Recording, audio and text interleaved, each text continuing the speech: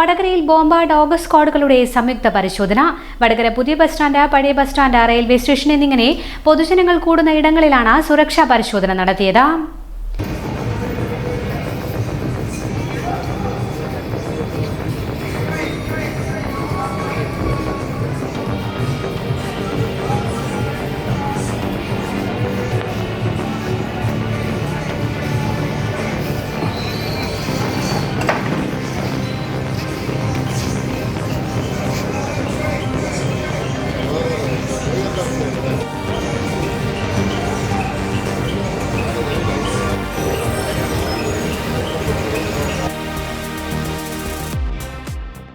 കേരള പോലീസിന്റെ bomb squad, K9 dog squad എന്നിവയുടെ സംയുക്ത പരിശോധനയാണ് നടന്നത്.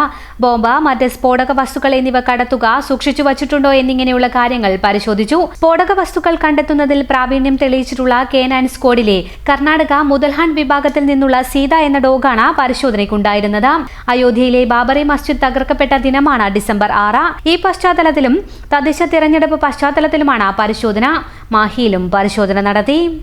ഇത് മതിയോ? പാർക്കോ ഗോൾഡ് ആൻഡ് ഡയമണ്ട്സ്.